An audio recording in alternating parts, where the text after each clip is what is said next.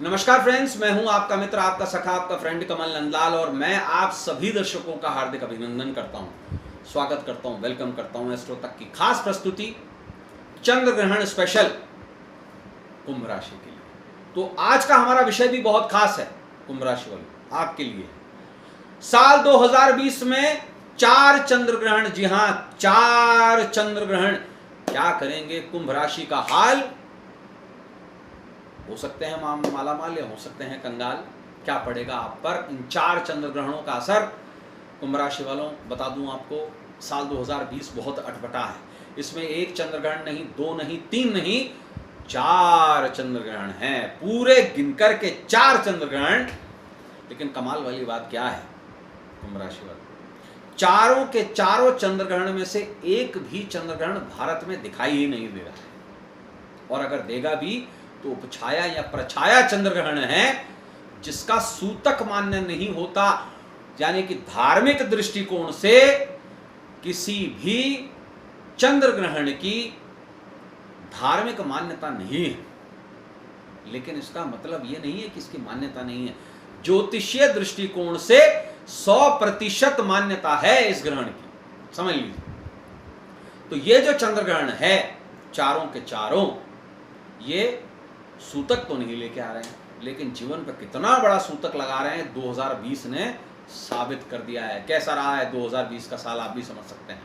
आर्थिक दृष्टिकोण से साल धराशायी हो गया। और आपको मेरी प्रेडिक्शन याद होंगी, जब मैंने मूलांक की थी और मैंने कहा था साल 2020 में ये जो साल है आर्थिक दृष्टिकोण से इकोनॉमी को धराशायी कर देगा, और वैसा ही हुआ। तो ये जो 4 चंद्रग्रहण है कुंभ राशि वालों, ये आपको बताना चाहूंगा। ये हमारा स्पेशल एपिसोड 12वां नंबर चल रहा है। हम मकर राशि तो दिखा चुके हैं 11 एपिसोड में। पहले एपिसोड में हमने देश और दुनिया पर क्या प्रभाव पड़ेगा, उसके बाद में राशि अनुसार हमने एपिसोड चलाए हैं। और विशेष रूप से हमें एपिसोड आपको जो दिखा रहे हैं कुंभ राशि के लिए दिखा रहे हैं, 12वां एपिसोड है, सेकेंड लास्ट एपिसोड है। सबसे पहले मैं आपको सूचना दे दूं, पहला चंद्रग्रहण कब पड़ रहा है और वो कहाँ दिखाई देगा। देखिए, पहला चंद्रग्रहण उपछाया प्रछाया चंद्रग्रहण 10 जनवरी 11 जनवरी के दिन भारत समेत यूरोप, अफ्रीका, एशिया और ऑस्ट्रेलिया के कुछ हिस्सों में जरूर पड़ा था, क्योंकि ये पेरम्बिल चंद्रग्रहण है, उपछाया प्रछाया चंद्रग्रहण है, इसलिए इसका सूतक मान्य नहीं होगा, वो मैं आपको बता चुका हूँ। लेकिन ज्योतिषीय दृष्टिकोण से 100% दिखाई देता है। अब पहले तो मैं आपको बता दूं ये उपछाया ग्रहण क्या होता है। उपछाया या प्रछाया चंद्रग्रहण जो है वो पृथ्वी की छाया वाले क्षेत्र में अगर चंद्रमा आ जाता है तो चंद्रमा पर पड़ने वाला सूर्य का प्रकाश कटा हुआ प्रतीत होता है, उसे उपछाया या प्रछाया चंद्रग्रहण कहते हैं, जो इस साल में 4 हैं। तो पहला चंद्रग्रहण जैसा मैंने आपको बताया, ये पेनुम्ब्रल चंद्रग्रहण है। 10 और 11 जनवरी 2020 में साल की शुरुआत में ही लग गया था। ये चंद्रग्रहण 10 जनवरी के दिन रात को 10:37 से प्रारंभ हुआ था और 12 बजे बाद तब 11 तारीख लग गई थी, रात को 2:42 पर यह खत्म हुआ। भारतीय पंचांग के अनुसार ये चंद्रग्रहण मिथुन राशि में पूर्णिमा तिथि के दिन ही पड़ते हैं सभी चंद्रग्रहण। ये मिथुन राशि और पुनर्वसु नक्षत्र में घटित हुआ था। बात करते हैं दूसरे चंद्रग्रहण की। दूसरा चंद्रग्रहण 5 और 6 जून को, ये भी उपछाया चंद्रग्रहण है। ये भारत समेत पूरे यूरोप में, अफ्रीका, एशिया और ऑस्ट्रेलिया के कुछ हिस्सों में दिखाई देगा।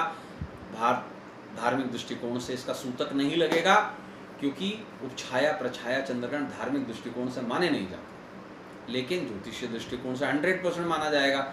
आइए जानते हैं।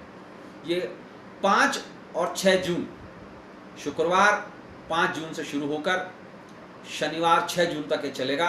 रात को 5 तारीख शुक्रवार के दिन 5 जून को रात को 11:16 से ये ग्रहण शुरू होगा और रात को 2:34 तक ये दिखाई देगा। भारतीय पंचांग के अनुसार मिथुन राशि में ये ग्रहण पड़ेगा। क्षमा कीजिएगा, ये जो ग्रहण है भारतीय पंचांग अनुसार ये वृश्चिक राशि और ज्येष्ठा नक्षत्र में पड़ेगा। और क्योंकि ये पूर्णिमा के दिन ये ग्रहण होता है, इसकी वजह से सबसे ज्यादा वृश्चिक राशि प्रभावित होगी। तीसरे ग्रहण की बात करते हैं। तीसरा ग्रहण भी मात्र 1 महीने के अंतराल पर पड़ जाएगा और यह ग्रहण जो है ये भी उपछाया ग्रहण होगा। ये अमेरिका, दक्षिण पश्चिमी यूरोप और अफ्रीका के कुछ हिस्सों में दिखाई देगा, क्योंकि ये सुबह के समय पे दिखाई देगा। ग्रहण तो पड़ रहा है लेकिन भारत में दृश्य नहीं होगा, क्योंकि दिन के समय में चंद्रमा उदय नहीं होता है। आइए इस बारे में पूरा जानते हैं। 5 जुलाई का जो दिन है उस दिन ये चंद्रग्रहण किस राशि और किस नक्षत्र में पड़ रहा है। तीसरा चंद्रग्रहण साल का, रविवार का दिन 5 जुलाई के दिन ये ग्रहण घटित होगा। सुबह 8:38 से शुरू होकर सुबह 11:21 तक ये ग्रहण चलेगा। भारतीय पंचांग के अनुसार यह ग्रहण धनु राशि और पूर्वाषाढ़ा नक्षत्र में पड़ेगा। धनु राशि पर इसका बड़ा प्रभाव पड़ रहा है। बात करते हैं चौथे चंद्रग्रहण की, तो कुंभ राशि वालों जो चौथा चंद्रग्रहण है वो 30 नवंबर के दिन पड़ रहा है। ये भी उपछाया प्रछाया ग्रहण है, ये भी दोपहर के समय ही पड़ रहा है। चंद्रग्रहण तो होगा लेकिन क्योंकि दिन का समय है दिखाई नहीं देगा, परंतु ये एशिया में, ऑस्ट्रेलिया में, प्रशांत महासागर और अमेरिका के कुछ हिस्सों में जरूर दिखाई देगा। क्षमा कीजिएगा। लेकिन इसका मानक जो है धार्मिक दृष्टिकोण पे कुछ नहीं है। अब जरूर हम ये जानते हैं कुंभ राशि वालों कि ये जो चंद्रग्रहण है ये आपके जीवन पर क्या असर डालेगा। आइए हम सबसे पहले बात जो करेंगे पहले चंद्रग्रहण की करेंगे। कुंभ राशि वालों जो पहला चंद्रग्रहण है, मैंने जैसे आपको बताया, ये जो चंद्रग्रहण है पहला, ये एग्जैक्टली मिथुन राशि में और पुनर्वसु नक्षत्र में पड़ा। एग्जैक्टली मिथुन राशि आपके 5वें भाव का स्वामित्व करती है। सबसे ज़्यादा प्रभावित होते हैं आपके बच्चे, स्टूडेंट्स की एजुकेशन प्रभावित होती है और आपका पेट प्रभावित होता है। साथ बसात के अंदर आपके बड़े भाई से रिलेशनशिप प्रभावित होते हैं और लाभ प्रभावित होता है। जो बिजनेसमैन हैं आपकी सर्विस पर भी इफेक्ट आता है। इस ग्रहण के हिसाब से आप देख लीजिए जेब कितनी भारी पड़ी है, बच्चों पर पढ़ाई पर क्या असर आया है, ये तो आप देख ही रहे होंगे। बात करते हैं दूसरे ग्रहण की। दूसरा ग्रहण जो है जैसा मैंने आपको बताया 5 और 6 जून शुक्रवार के दिन शुरू होगा और विशेष तौर से ये वृश्चिक राशि और ज्येष्ठा नक्षत्र में पड़ेगा। वृश्चिक राशि आपके लिए आपका 10वां भाव है। सबसे ज़्यादा प्रभावित जो होने वाली चीज़ है वो होगा आपका कर्म क्षेत्र और दूसरा प्रभावित होगा आपका परिवार क्षेत्र। साथ व साथ के अंदर प्रभावित होगा आपका 6ठा भाव, तो इसलिए आपका प्रोफेशन, आपकी नौकरी इससे प्रभावित होगी। माता की हेल्थ प्रभावित होगी, पिता की हेल्थ प्रभावित होगी, आपकी खुद की हेल्थ प्रभावित होगी, आपका धन क्षेत्र प्रभावित होगा।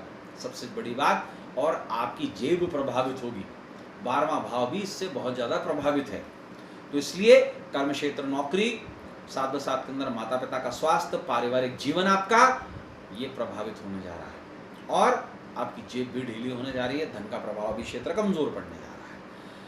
कुंभ राशि वालों तीसरा ग्रहण जो आपके जीवन में पड़ रहा है वो विशेष रूप से एक ही महीने के बाद में पड़ रहा है। अब हर बार तो दिक्कत आएगी नहीं। तीसरा चंद्रग्रहण जो है मैंने आपको जैसे बताया धनु राशि और पूर्वाषाढ़ा नक्षत्र में पड़ रहा है।